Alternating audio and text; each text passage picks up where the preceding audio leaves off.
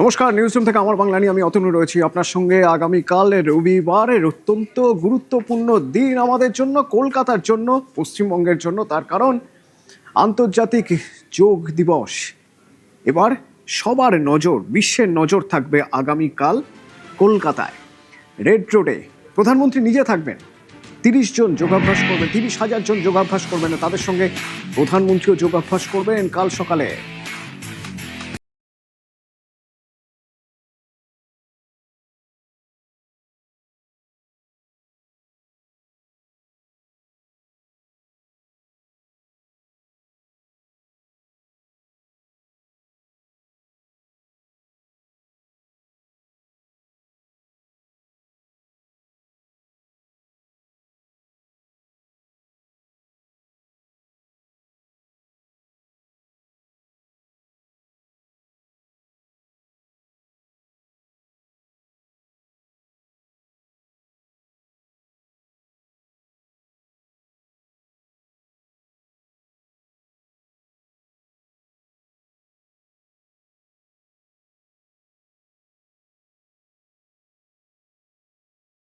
Very important. And এখন যে কালচারটা আস্তে আস্তে চেঞ্জ হচ্ছে, লোকেরা অ্যাওয়ারনেস বাড়ছে, এই জন্য এই ধরনের একটা ইভেন্টের খুব দরকার। লোকেরা জানছে যে যোগার কী উপকারিতা আছে, তারপর তো ওরা কন্টিনিউ করবে। যোগনগরই মনে হচ্ছে, মানে সবাই কলকাতায় আসছে, সব হেভিওয়েটরা, মানে কলকাতায় এখন মানে যাকে বলে ফোকাস হয়ে গেছে। অবশ্যই আগামীকাল পার্টিসিপেট করছি এবং এটা তো আমাদের পুরো এখন উৎসবই লাগছে। কলকাতায় প্রথম টাইম যুক্ত হচ্ছে যোগার সঙ্গে এবং এত বড় অ্যারেঞ্জমেন্ট, তো খুবই উৎসবের মেজাজ লাগছে আমাদের। কয়েকদিনের যে প্রস্তুতি দেখছি আমরা, খুবই আনন্দের। 12তম আন্তর্জাতিক যোগ দিবস রবিবার সকালে রেড রোডেই অনুষ্ঠিত হতে চলেছে। এই 12তম আন্তর্জাতিক যোগ দিবস, সেখানে উপস্থিত থাকবেন প্রধানমন্ত্রী নরেন্দ্র মোদী। আর তার আগে এই মুহূর্তে চলছে চূড়ান্ত প্রস্তুতি। আমরা দেখতে পাচ্ছি যে রেড রোডে যে মঞ্চ, সেই মঞ্চের একদম শেষ লগ্নের সাজানোর কাজ চলছে। এবং যেহেতু প্রধানমন্ত্রী উপস্থিত থাকবেন, অন্যান্য কেন্দ্রীয় মন্ত্রিসভার সদস্যরা থাকবেন, মুখ্যমন্ত্রী থাকবেন, আমাদের রাজ্যের একাধিক মন্ত্রিসভার সদস্য তারাও এখানে অনুষ্ঠানে থাকবেন, এছাড়াও একাধিক ভিভিআইপি থাকছেন। এই কারণে রেড রোডে কড়া নিরাপত্তার ব্যবস্থা যেমন করা হচ্ছে, যেহেতু প্রধানমন্ত্রী উপস্থিত থাকছেন এই মঞ্চে, সেক্ষেত্রে প্রোটোকল রয়েছে, সেজন্য সরাসরি মঞ্চের কাছে যেতে দেওয়া হচ্ছে না এই মুহূর্তে। তবে এই মুহূর্তে দেখা যাচ্ছে যে রেড রোডকে একাধিক জোনে ভাগ করা হয়েছে ইতিমধ্যে, এবং রেড রোড কিন্তু সেজে উঠছে। ক্যামেরায় বিপুলের সঙ্গে অমিত, নিউজ 18 বাংলা, কলকাতা।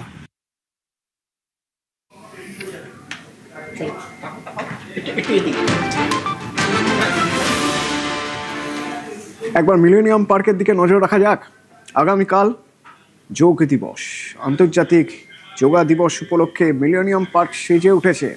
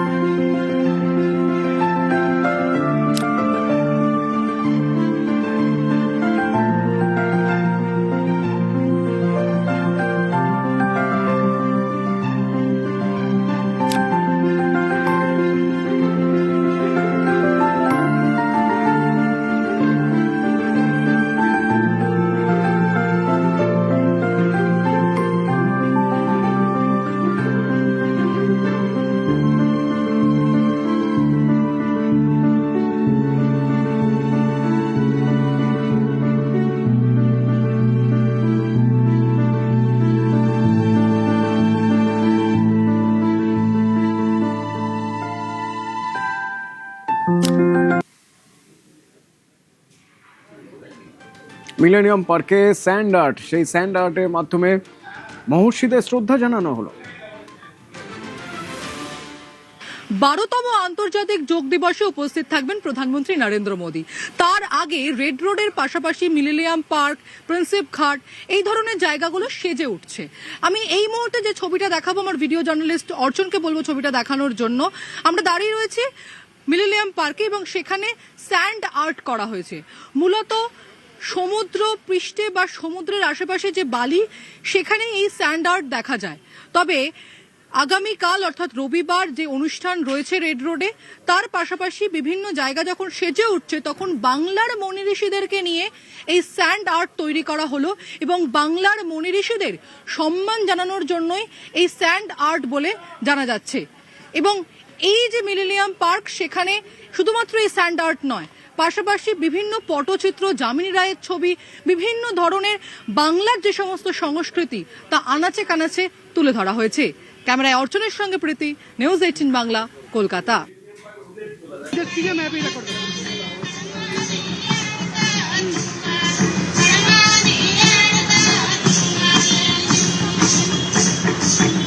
এই প্রথম আন্তর্জাতিক যোগ দিবসের মূল অনুষ্ঠান হবে কলকাতায়, আর তার জন্য একাধিক চমক।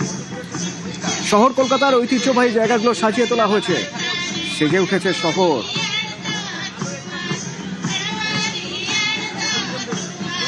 এক এক করে বিভিন্ন জায়গার ছবি আমরা দেখবো, সেটা প্রিন্সেপ ঘাট হতে পারে মিলেনিয়াম পার্ক। মিলেনিয়াম পার্ক থেকে সরাসরি রনক আমার সঙ্গে রয়েছে। রনক, এক উৎসবের মেজাজ, যোগ দিবস, আন্তর্জাতিক যোগ দিবস ঘিরে এই উৎসবের ছবি এর আগে কলকাতা তথা বাংলা দেখেন, কেমন এই ছবি?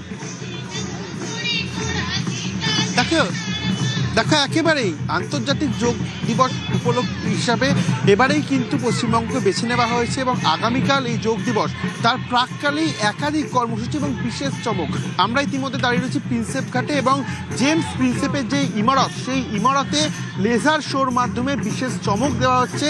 মূলত এখানে কলকাতার যে হেরিটেজ বা কলকাতার যে সিগনিফিকেন্ট, সেইগুলোই কিন্তু এই লেজার শোর মাধ্যমে ফুটিয়ে তোলার চেষ্টা করা হচ্ছে। এবং শুধু লেজার শোই নয়, লেজার শোর পাশাপাশি বাংলার যে সংস্কৃতি, ছৌ নৃত্য থেকে শুরু করে যে আদিবাসী নৃত্য, সেই আদিবাসী নৃত্য একটি মঞ্চে পরিবেশনা করা হচ্ছে। তার পাশাপাশি একাধিক এখানে বিশেষ আকর্ষণ নেওয়া হয়েছে পশ্চিমবঙ্গ সরকারের তরফ থেকে, শিশুদের জন্য বিশেষ ব্যবস্থাপনা এবং অর্থাৎ উৎসবের যে আমেজ, সেই উৎসবের আমেজে কিন্তু ইতিমধ্যে শহরবাসী মজেছে প্রিন্সেপ ঘাটে। এবং প্রিন্সেপ ঘাটের গোটা এলাকা জুড়ে আলোর যে রশ্মি, সেই আলোতে কিন্তু গোটা প্রিন্সেপ ঘাট চত্বর সাজিয়ে তোলা হয়েছে। প্রত্যেকটি জায়গায় হলুদ ট্যাক্সি থেকে শুরু করে হাওড়া ব্রিজ, অর্থাৎ শহর কলকাতা যে সিগনিফিকেন্ট, সেগুলো কিন্তু পোডিয়াম বা ব্যানারের মাধ্যমে ফুটিয়ে তোলা হচ্ছে। একদিকে যেমন এই বিশেষ আকর্ষণ লেজার শো প্রিন্সেপ ঘাটে, সেই বিশেষ আকর্ষণের জন্য বহু দূর দূর থেকে যারা রয়েছে সাধারণ মানুষ, তারা এসে উপস্থিত হয়েছে। এবং অন্যদিকে যে সাংস্কৃতিক অনুষ্ঠান, সেই সাংস্কৃতিক অনুষ্ঠান কিন্তু এখনও চলছে।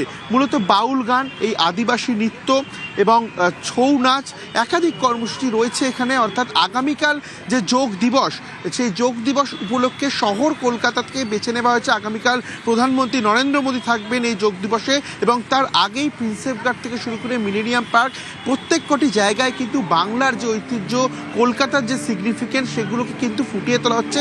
এবং এখানে যে জেমস প্রিন্সেপের যে ইমারত, সেখানে কিন্তু একেবারেই শহর কলকাতার যে সিগনিফিকেন্ট বা পশ্চিমবঙ্গের যে ঐতিহ্য, সেগুলোকেই লেজার শোর মাধ্যমে ফুটিয়ে তোলা হচ্ছে। এবং তোমাকে অন্যদিকে ছবিটা দেখাবো, গোটা প্রিন্সেপ ঘাট অঞ্চলে কিন্তু আলো দিয়ে সাজিয়ে তোলা হয়েছে।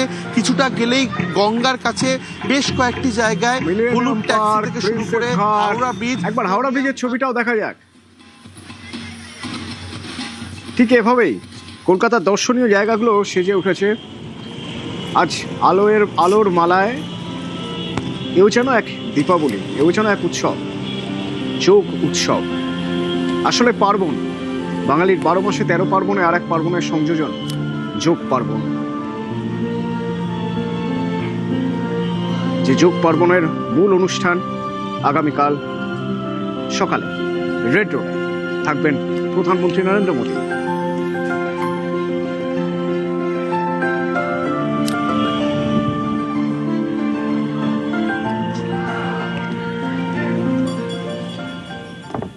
আর যারা যোগ অভ্যাস করবেন তারাও একেবারে শেষ মুহূর্তের প্রস্তুতিতে, টান টান প্রস্তুতি। নৌসেনা জলের নিচে তারা মহড়া দিচ্ছেন।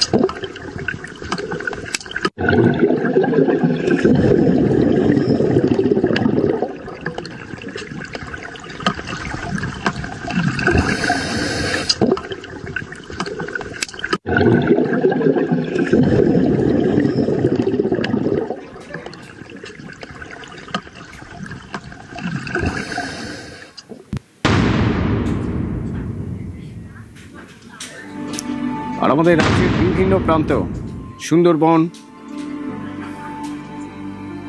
সব জায়গায় চলছে প্রস্তুতি।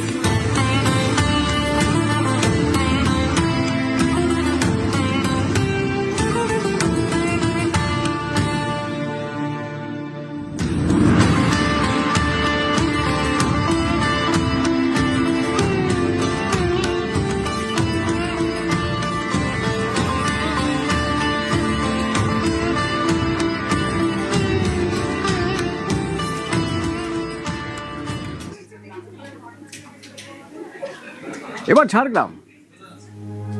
ঝাড়গ্রামেও চলছে যোগাভ্যাস প্রস্তুতি।